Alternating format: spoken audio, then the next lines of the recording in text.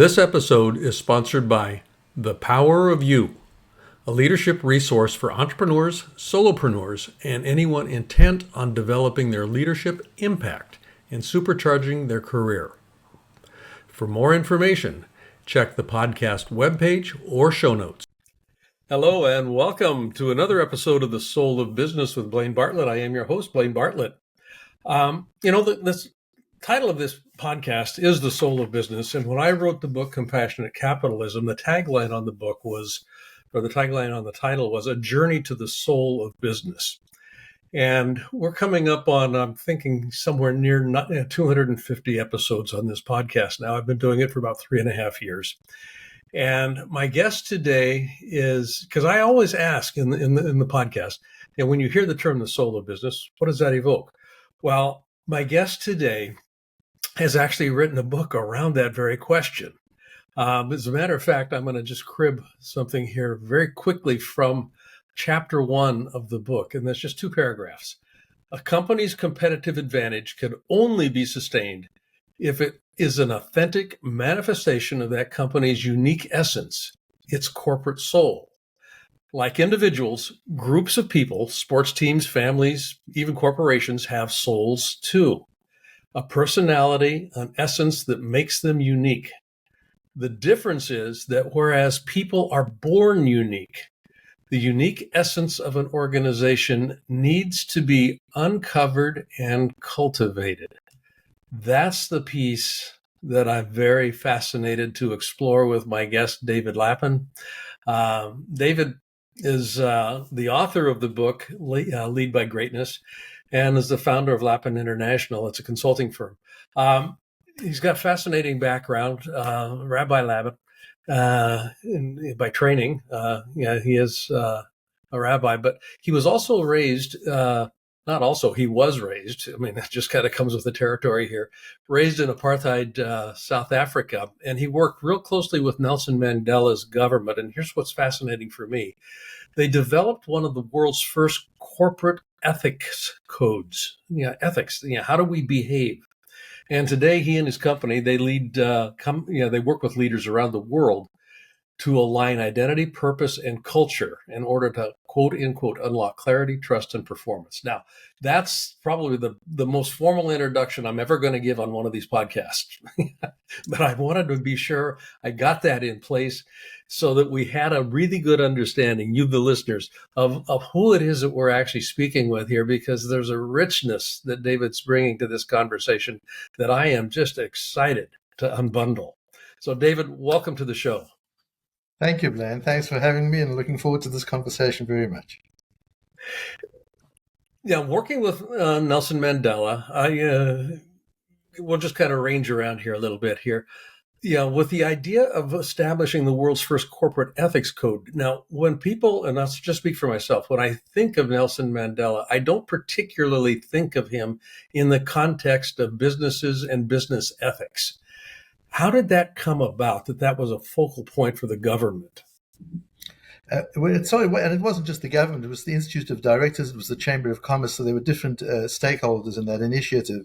But it started because sanctions were being removed from South Africa. So I was quite involved in that process in trying to persuade the United States government to begin to remove sanctions and to prepare South African business particularly for that, because South Africa had been protected by sanctions in a way. We didn't have global competition, so business could be as inefficient as it wanted, and there was nothing to really do about that. And all of a sudden, sanctions were going to be removed, and of course everybody was waiting for that day, but business suddenly realized, oh my goodness, that means overnight global competition gets turned on. And companies from around the world, a lot of companies from the United States would be coming into South Africa really quickly, and we would need to be exporting and competing on the export market. So there was an urgent need to get up and running and to bring South African business up to a global level of competitiveness, of efficiency, and ethics. Not that South African business was particularly unethical. Business around the world, you remember well, at that time, it was kind of Milton Friedman time, where business was about making money. And that was it. And yes, you didn't want to do anything illegal, But I remember at that time, whenever I spoke about business ethics publicly, both in South Africa and overseas, people talked about business ethics as an oxymoron. Uh, Hmm. what has the one got to do with the other? That's how far it was. It's very different today. And there was a realization that as South Africa was moving from what was perceived by itself and by the people in South Africa, and certainly globally, from an unethical environment of apartheid and autocracy into a much more ethical environment of democracy and hopefully meritocracy. That certainly was the intention. And so that idea of things being ethical were important. It was about the same time as Lord Cadbury was developing a code of ethics in the United Kingdom. So there Yes. was an awareness of the importance of ethics in business. Lord Cadbury wrote to me at the time and just said he thought that ours was the most innovative code of ethics that he'd ever seen. So we were really proud of that. And doing so, I felt I needed to get together a coalition of business leaders, of government leaders, and develop that code of ethics together, which is what we did. Uh, Honestly, David, I think this is just absolutely fascinating because I'm actually studying. I'm working on a PhD right now, and the preliminary focus of the dissertation is on consciousness as it relates to business ethics. Right. There's a metaphysical approach to this that I'm taking as I put this research document together and whatnot. So the idea of connection and and you mentioned Milton Friedman. The purpose of business is to make is to make money. I personally think that has gotten us into a great deal of of hurt on this planet for some very specific reasons, and that's another rabbit hole that I don't need to really traverse. But the idea, business for me, the purpose of business is to enhance the likelihood of thriving on this planet. To enhance the likelihood of thriving, and if my service or product has that potential, people will thrive. B2B or B2C, whoever consumes is going to have the opportunity to thrive, to uplift a bit more than what they were before they purchased. I will not have difficulty making a profit, generally speaking. But how that transpires from an ethics perspective becomes rooted in a recognition that everything's connected in some way, shape, or form. So the stakeholder pool expands dramatically when I start using that framing as a way of understanding. And the idea of business ethics being oxymoronic, compassionate capitalism, that was when I first Right. started putting that book together. It was kind of like, what are you talking about? So I do have a question embedded in this. When you talk about the uncovering, the discovery, the cultivation of a soul for business, because for me, embedded in the nature of soul is the recognition of connection. Yeah. It collapses the dual mind frame into, everything is connected in some way, shape, or form. How do we cultivate the soul of the business? And then there's a secondary question here, which has to do with the egoic component of a leader. How does a leader not lose his or her soul in the process of growing the business? Great. How many hours do we have to talk? but, but We'll take as long as we need. I'll have you back on. right. Look forward to that. Let's have a bash it. But if I may, I would like to take a step further back before I Yes. come forward and zoom into your question, and that is when I started in this area, I started with an observation that quite conceitedly, if I were God and creating the world, I wouldn't create business and I wouldn't create relationships. And I would think to myself how peaceful the world would be if there was no need for business and there was no need for relationships, which led me to believe that God had a plan in that there's a reason that business and relationships, I call it our gym. That's where we develop the character muscle. That's where we develop the muscles of our souls. Souls have to be developed. Yes, we're born with Yeah. souls, but just as we're born with muscles and we're born with skills and capabilities and talents, but they need to be developed. We put a lot of resources and time and effort into developing and growing all our skills and assets, but not our souls. We don't do a lot. If I were to say to someone, how do you grow your soul? What are you doing to develop the soul muscle? Very few people would be able to answer that question with any level of competence and certainty. So to me, business and relationships are two areas where you do develop that muscle, because firstly, you get immediate feedback in both areas. If Yes. in your relationship, you're not focused on the other, you get to know it very quickly.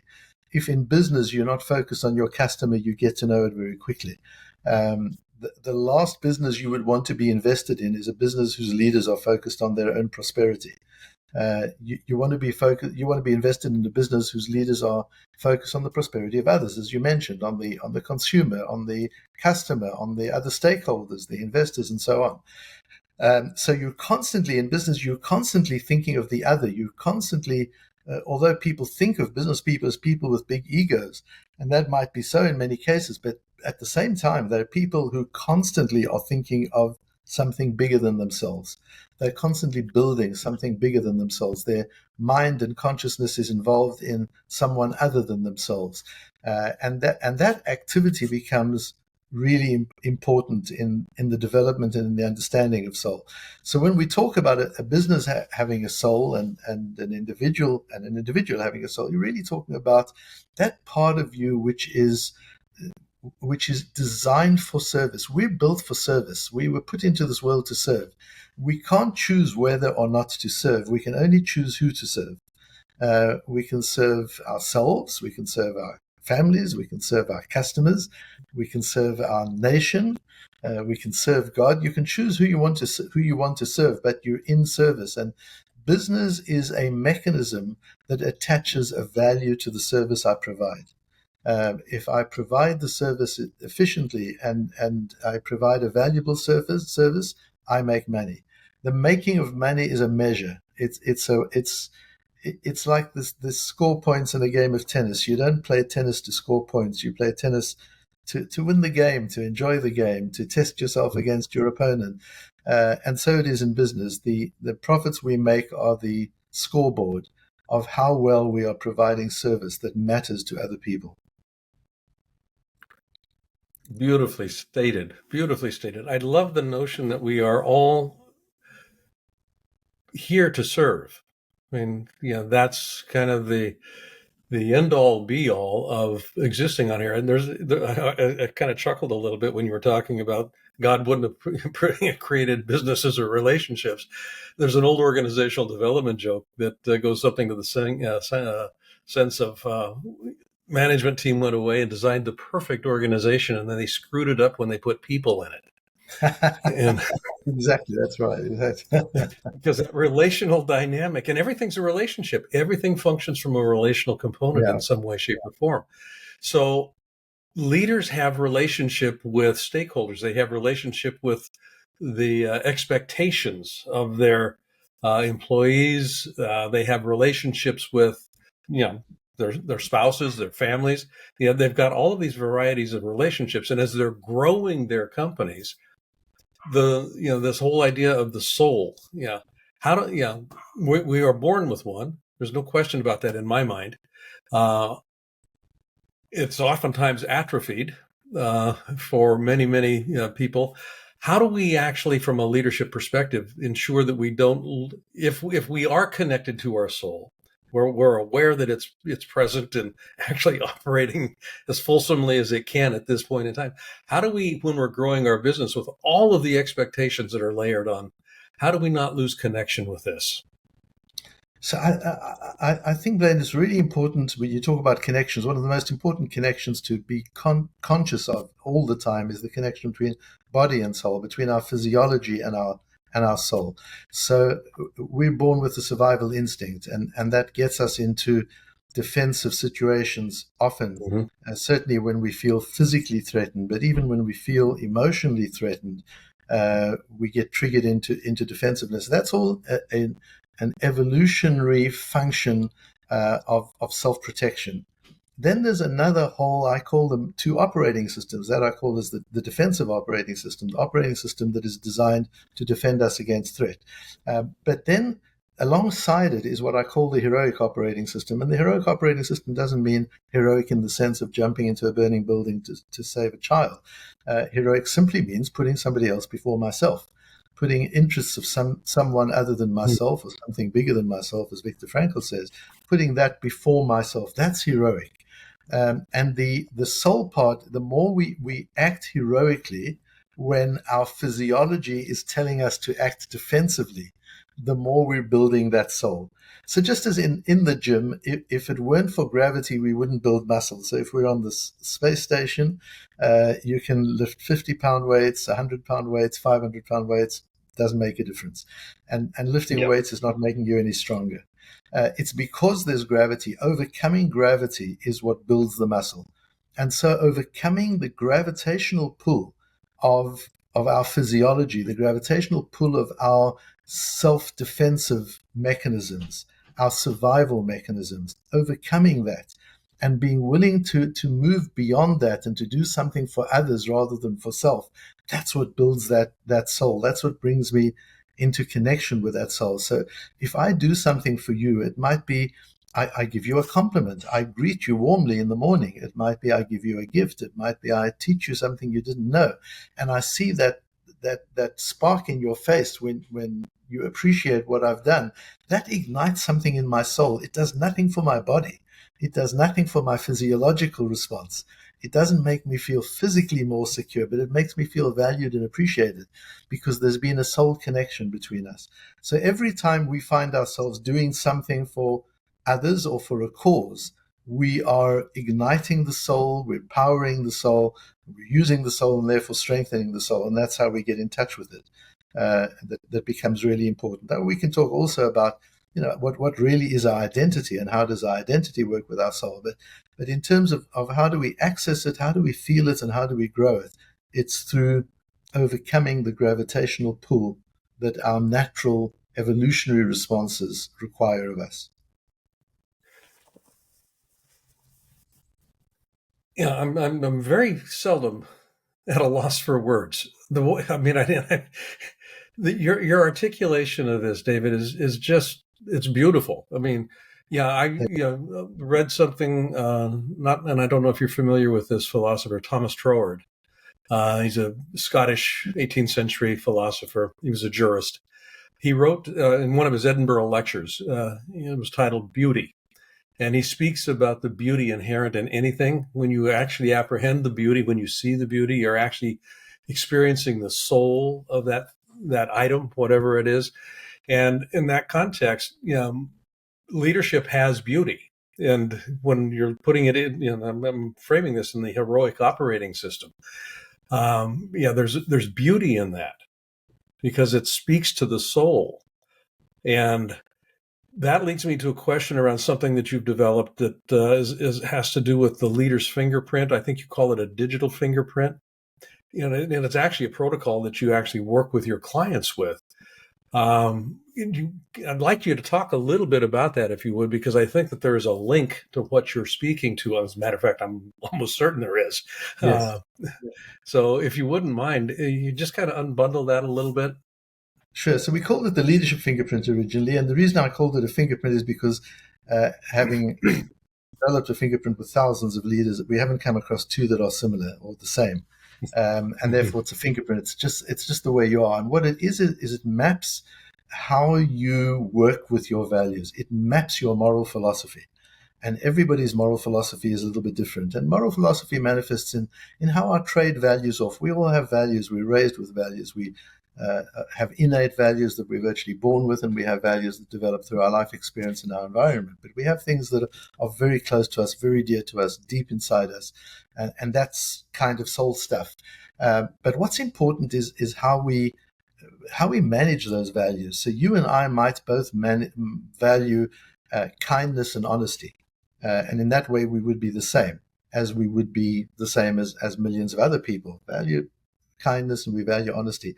But am I going to put honesty before kindness or kindness before honesty? So if you ask me if I think you're really a good-looking guy, but you happen to be a good-looking guy, so it's not difficult. But assuming you weren't, I might decide to say, yes, I do think you're a good-looking guy because being kind is much more important to me than being honest if I have to make a choice. Whereas you might say, no, I really want you to be absolutely honest. That's far more important to me than you're being kind.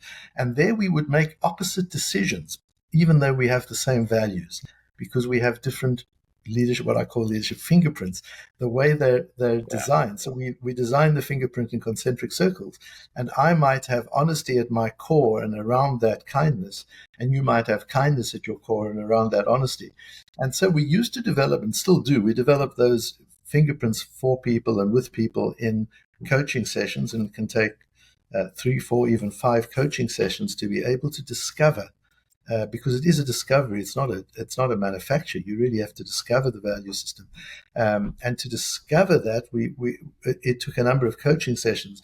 We've now, using our many years of experience in this area and teaching it to AI, we've been able to develop a tool, and that's the digital fingerprint that you referred to, where in a fraction of the time and for a fraction of the cost, a person can actually map out their value system and their fingerprint. And it's not, like a typical personality assessment where you fill in a whole lot of questions. There are no questions. It's a conversation you have. And the AI tool actually extracts your life story from you. And in extracting your life story, it works out what values underpinned the difficult choices you made. And it suggests those values to you. It puts it out to you, and it ranks them. And you have an opportunity to consider that, reflect on them, change the order depending on how accurately you feel it's reflecting you. And that then becomes an instrument that you use in all your decision making, because when you're acting defensively, you're not acting according to that leadership fingerprint. You're acting biologically. You're shutting down. You're freezing. You're becoming aggressive. Whatever style you have of responding to threat.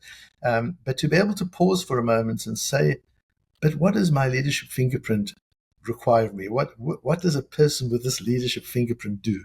How would they respond in this situation?" And learning how to respond according to who you could and should be, not according to who you are, is what builds that inner soul. Because who you could and should be is your soul.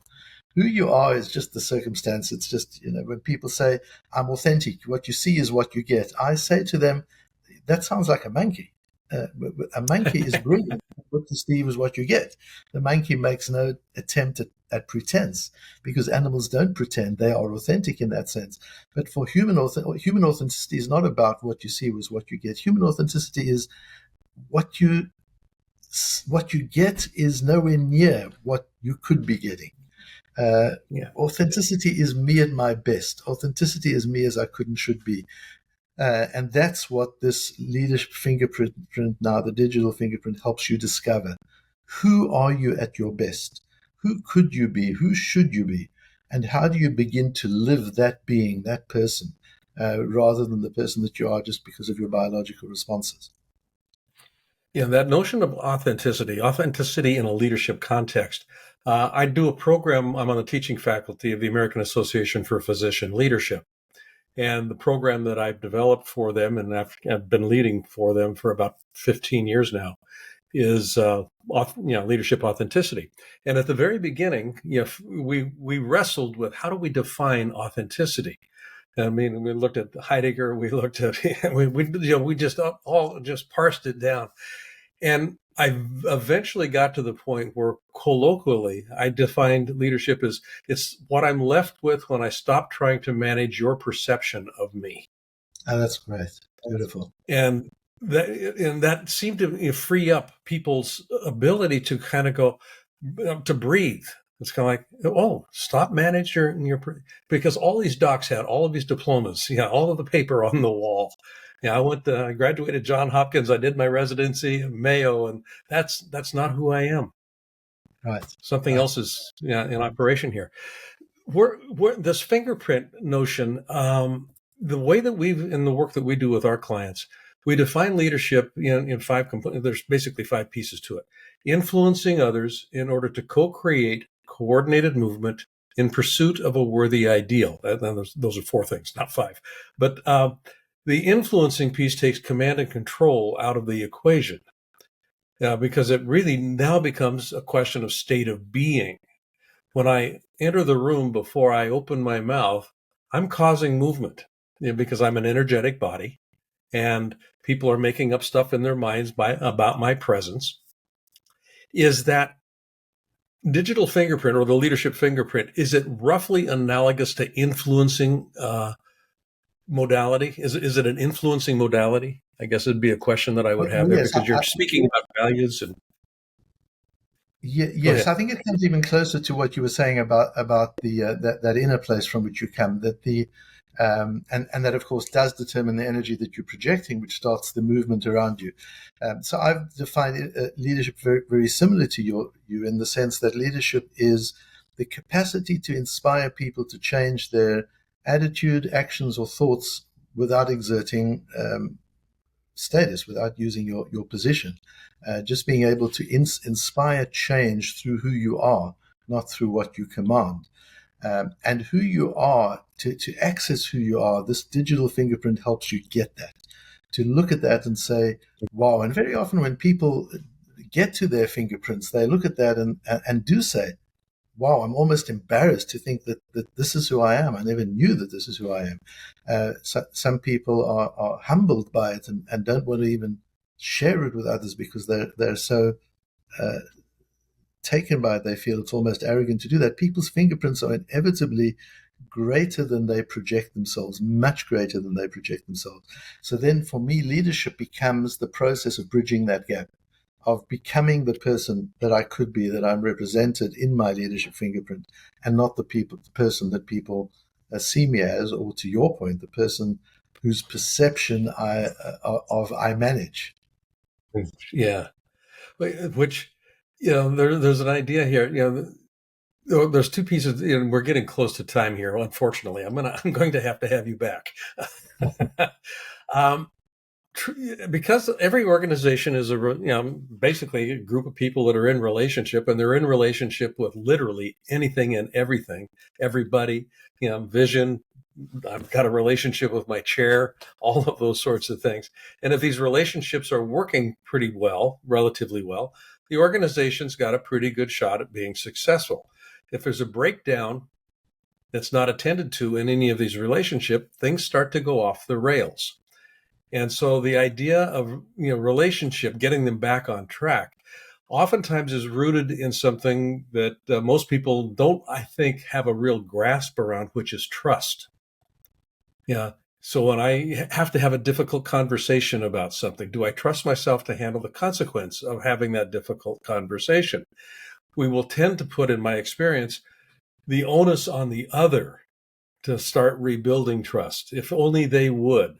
That's sort of a dynamic.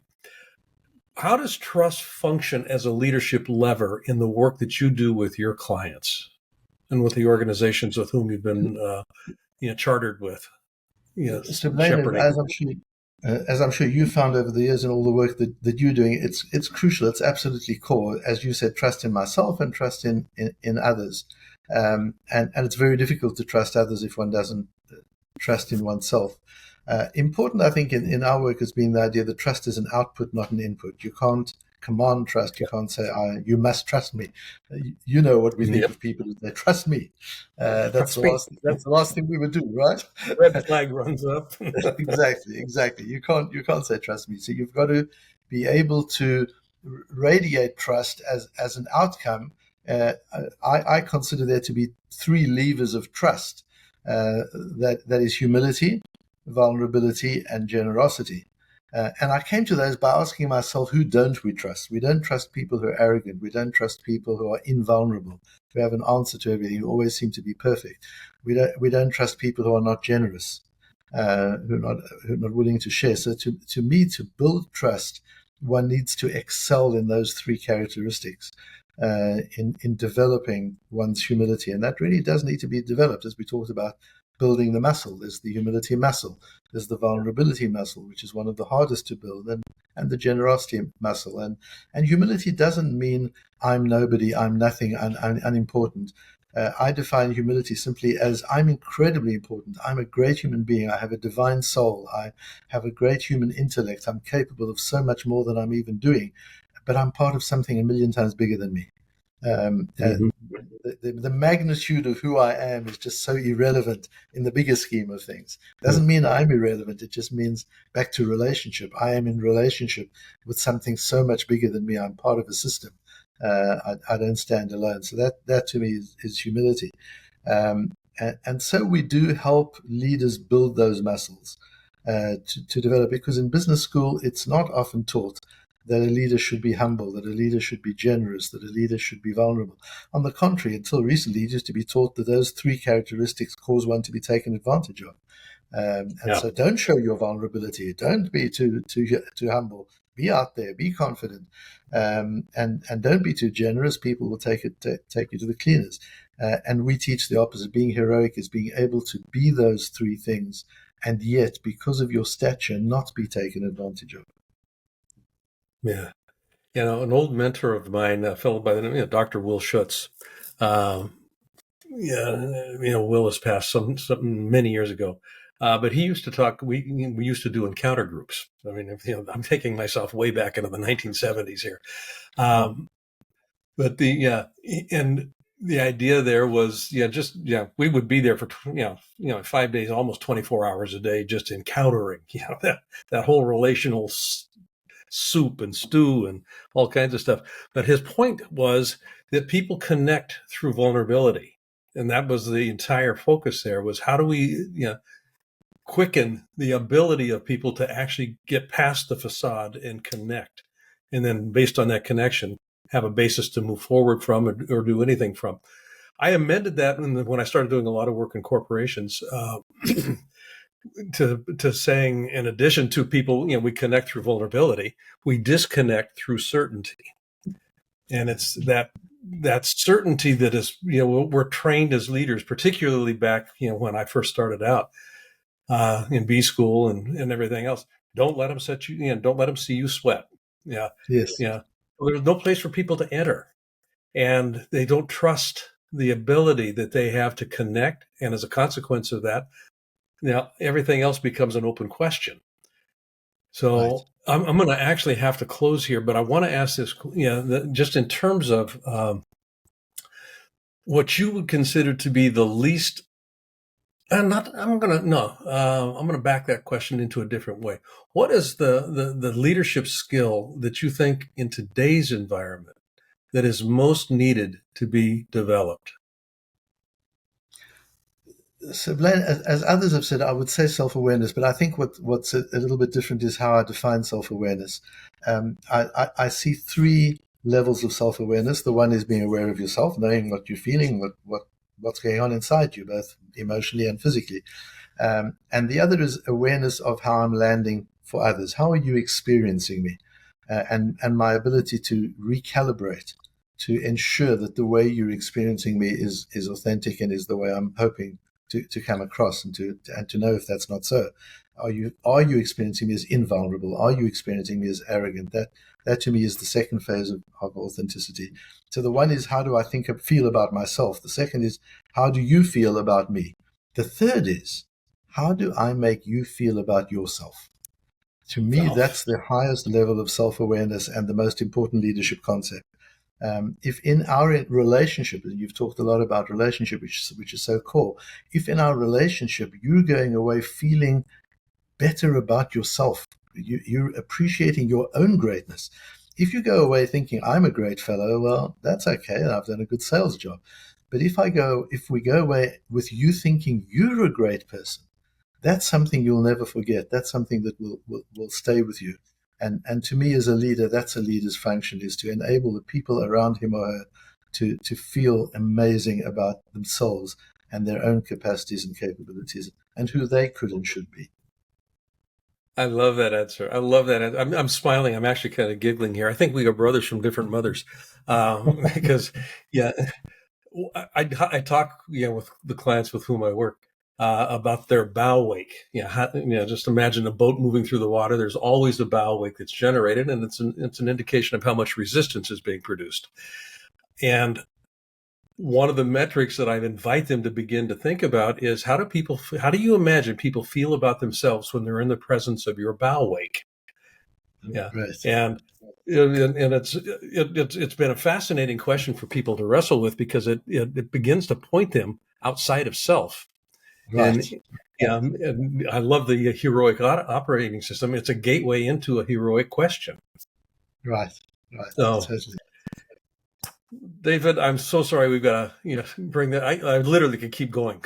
I really could. I'm going to go get, some milk and cookies here and sit down and just kind of, see what we can do. Where can people find out more about what you're up to, what the organization is up to? And I'm assuming they can get access to the digital fingerprint app on whatever source you're going to provide for me here. Yes, absolutely. So we have a website, which is lapininternational.com, Lapin international.com.